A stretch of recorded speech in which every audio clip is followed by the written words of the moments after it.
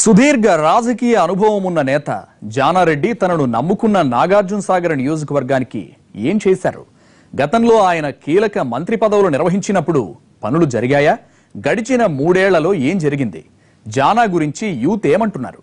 పెద్దల అభిప్రాయం ఎలా ఉంది? ఈ సెగ్మెంట్ నుంచి టీఆర్ఎస్ లో చేరిన నాయకులు ఎక్కువ మంది తిరిగి కాంగ్రెస్ లోకి వస్తారన్న ప్రచారంలో నిజమెంత?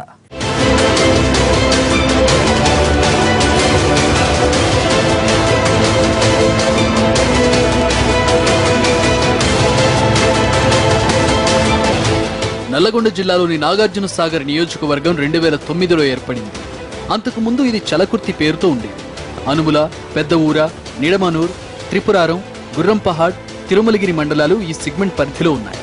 తెలుగు రాష్ట్రాలకు అన్నం పెట్టే నాగార్జున సాగర్ డ్యాం ఇక్కడే ఉంది. ఆ పేరుతోనే నియోజకవర్గం ఏర్పడింది. 4 దశాబ్దాల రాజకీయ చరిత్ర ఉన్న కాంగ్రెస్ సీనియర్ లీడర్ జానారెడ్డి ఇక్కడి నుంచి ప్రాతినిధ్యం వహిస్తున్నారు.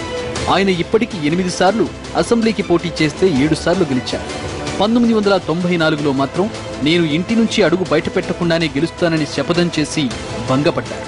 ఆ మాటలు ప్రజలకు మరోలా అర్థమై జానాకు ఆ ఒక్కసారి దిమ్మ తిరిగే తీర్పిచ్చారు. ఇక్కడ మొత్తం 2,01,000 మంది ఓటర్లున్నారు. లంబాడ, యాదవ, రెడ్డి సామాజిక వర్గాలే బలమైన ఓటు బ్యాంక్. రాజకీయ చక్రం తిప్పేది మాత్రం రెడ్లే. 2014 ఎన్నికల్లో టీఆర్ఎస్ అభ్యర్థి నోముల నరసింహయ్య మీద గెలిచారు జానారెడ్డి. హామీ మేరకు ఐటీఐ, పాలిటెక్నిక్ కాలేజీలు, ప్రాథమిక ఆరోగ్య కేంద్రం భవనం పూర్తయ్యాయి. అయితే జానారెడ్డి చేసిన అభివృద్ధి విషయంలో యువకులు, కాస్త వయసు మీరిన వాళ్ల మధ్య భిన్నాభిప్రాయాలున్నాయి. నాగార్జున సాగర్ పేరుతో కాకుండా 40 ఏళ్ల నుంచి ఇదే ఏరియాకు ప్రాతినిధ్యం వహిస్తూ కాంగ్రెస్ అధికారంలో ఉన్నప్పుడు కీలక పదవులు నిర్వహించిన నాయకుడి నియోజకవర్గం ఉండాల్సింది ఇలాగైనా అని అడుగుతున్నారు యువకులు. ఇన్నేళ్లలో కనీసం డిగ్రీ కాలేజీ ఎందుకు పెట్టించలేకపోయారని ప్రశ్నిస్తున్నారు. నాగార్జున సాగర్ నియోజకవర్గంలో రికార్డు మంత్రిగా పనిచేసినటువంటి జానారెడ్డి గారు 30 సంవత్సరాలు ఎమ్మెల్యేగా చేసినప్పుడు కూడా కనీసం ఒక డిగ్రీ కాలేజ్ కూడా ఏర్పాటు చేయలేదు.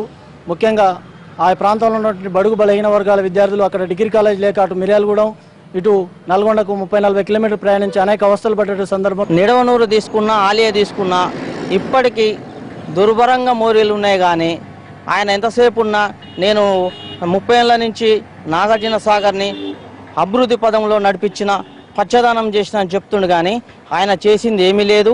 ఆయన చేసింది ఎంతసేపు అయినా వాళ్ళ కార్యకర్తలకు చేసుకున్నాడు. ఎక్కువ కాలం మంత్రిగా ఉండి జాతీయ స్థాయి పరిచయాలున్న జానారెడ్డి నియోజకవర్గంలో బీసీలు, లంబాడీల కోసం ఏమీ చేయలేదన్నది యూత్ అభిప్రాయం.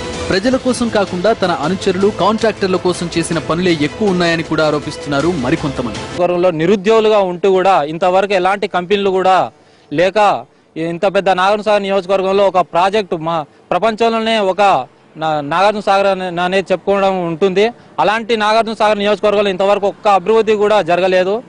యూత్ వాయిస్ అలా ఉంటే అసలు జానారెడ్డి మా నియోజకవర్గ ఎమ్మెల్యేగా ఉండడమే గొప్ప విషయమైన వారు సైతం ఇక్కడ ఉన్నారు. ప్రజలకు ఏం కావాలో తెలుసుకుని మరీ చేస్తారన్నది వాళ్ల వెర్షన్.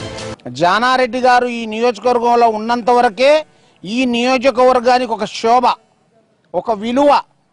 ఆ జానారెడ్డి గారు నియోజకవర్గంలో ఉన్నంత వరకు, ఆయన పరిధిలో ఈ నియోజకవర్గం ఉన్నంత వరకు అందరికీ గౌరవం, ప్రజలకు గౌరవం, ఈ నియోజకవర్గానికే గౌరవం.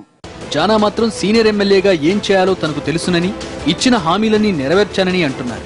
నేను చేయాల్సిన పనుల గురించి ఒకరు గుర్తు చేయాల్సిన అవసరం లేదన్నది ఆయన వెర్షన్. నేను నాగార్జున సాగర్ కాదు, నల్లగొండకి ఇచ్చిన హామీలన్నింటినీ నా వివిధ పాత్రల్లో ఉన్నప్పుడు నేను పూర్తి చేయించాను. అలాగే నాగార్జున సాగర్ ఏదైతే పాలిటెక్నిక్ కళాశాలని ఏర్పాటు చేస్తానని హామీ ఇచ్చినామో అది పూర్తి చేసిన నేను ఉన్నాలేము. నియోజకవర్గంలో నాగార్జున సాగర్ డ్యాం ఉన్నా ఇక్కడి రైతులకు పూర్తి స్థాయిలో సాగు, తాగునీరు ఇవ్వలేని వైఫల్యం ఎవరిదని ప్రశ్నిస్తున్నారు రాజకీయ ప్రత్యర్థులు. 7 సార్లు ఎమ్మెల్యే అయిన నాయకుడి నియోజకవర్గంలో ప్రభుత్వ ఆసుపత్రుల దయనీయ స్థితికి బాధ్యత ఎవరిదని అడుగుతున్నారు. దాదాపుగా ఆ ప్రాంతానికి ఒక రాజుగా వెలిసినటువంటి పెద్ద మనిషి. చదవడానికి ఒక్కటంటే ఒక్క డిగ్రీ కళాశాల లేదు మొత్తం నియోజకవర్గంలో. ఆ గ్రామ పంచాయతీ కానీ నగర పంచాయతీ కానీ లేనటువంటి సాగర్ను తన సొంత కేంద్రంగా చేసుకొని ఉన్నటువంటి పరిస్థితి. వైద్యానికి సంబంధించి నిర్వీర్యం చేసినటువంటి మహానుభావుడు నాగార్జున సాగర్ ఆసుపత్రి, కమలా నెహ్రూ ఆసుపత్రిని, అది అందరికీ ఉపయోగపడే ఆసుపత్రి. కానీ దాంట్లో డాక్టర్లు, నర్సులు నామమాత్రంగా తయారు చేసినాడు. ఈరోజు 100 కోట్ల రూపాయలతోటి ఆ ఆసుపత్రిని ఏర్పాటు చేయించాం. జానా మాత్రం ఇప్పుడు అధికారంలో ఉన్న వాళ్ళని నిలదీయండి, పాపమంతా వాళ్లదేనంటున్నారు. ఈ ప్రభుత్వం ఈ టీఆర్ఎస్ ఇచ్చిన హామీని ఒక్కటి నిలబెట్టలేదు కదా. కేవలం మాటలు ప్రదర్శనలు చేసుకుంటూ తిరుగుతున్నటువంటి వాళ్ళని ప్రశ్నించి హామీలు ఇచ్చినటువంటి టీఆర్ఎస్ ప్రభుత్వం, హామీలు ఇచ్చినటువంటిది టీఆర్ఎస్ అభ్యర్థులు, హామీలు ఇచ్చినటువంటిది టీఆర్ఎస్ కార్యకర్తలు, ఆ హామీలు ఒకటి నెరవేర్చినరా అనేటువంటి విషయం ప్రజలకు తెలియజేయవలసిందిగా కోరుతున్నాను. ఒక్కటి పూర్తిగా వైఫల్యమైనటువంటి ప్రభుత్వం మీద పోరాడేటువంటి శక్తి సంపాదించమని నేను ప్రజలందరికీ కోరుతున్నాను. ఆ విధంగా నేను ఇచ్చిన హామీలన్నింటినీ పూర్తి చేసినానని తెలియజేస్తాను. ఈ నియోజకవర్గంలో రాజకీయాలు రసవత్రంగా ఉంటాయి. ఒకప్పుడు ప్రధాన అనుచరుడిగా ఉన్న నల్లమోతు భాస్కర్ రావు మిర్యాలగూడ ఎమ్మెల్యే అయ్యాక టీఆర్ఎస్ లోకి జంపు కావడం జానాకు ఇబ్బందికరమైన పరిణామం. దశాబ్దాలుగా జానారెడ్డి తరపున నియోజకవర్గంలో చక్రం తిప్పిన నేత ఆయన. భాస్కర్ రావుకు ఇప్పటికీ నిడమనూరు మండలంలో గట్టి పట్టుంది. మిగతా చోట్ల కాంగ్రెస్ నాయకులందరితో సంబంధాలున్నాయి.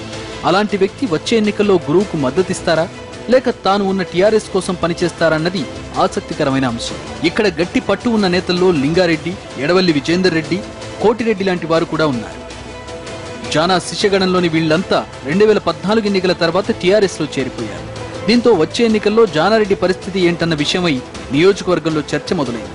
అదే టైంలో వెళ్లిపోయిన లీడర్స్ చాలా మంది తిరిగి కాంగ్రెస్ లో చేరతారన్న ప్రచారం కూడా జరుగుతుంది. టీఆర్ఎస్ పరంగా చూస్తే 2 వర్గాలున్నాయి. ఒక గ్రూపును నోముల నరసింహయ్య ప్రోత్సహిస్తున్నట్లు చెబుతున్నారు. కాంగ్రెస్ నుంచి వెళ్లిన నాయకులు ఇద్దరు ఈసారి టికెట్ ఆశిస్తున్నారు. ఆ పోటీ పెరిగి వర్గపోరు ముదిరితే అధికార పార్టీకి దెబ్బ తప్పదంటున్నారు. ఎట్నుంచి ఎటు చూసినా వ్యక్తుల చుట్టూ తిరిగే సాగర్ రాజకీయాలు ఈసారి రక్తి కట్టించబోతున్నాయి. జానారెడ్డి లాంటి సీనియర్ ని ఢీకొట్టడానికి కేసీఆర్ ఎలాంటి వ్యూహం అనుసరిస్తారన్నది ఆసక్తికరంగా మారింది.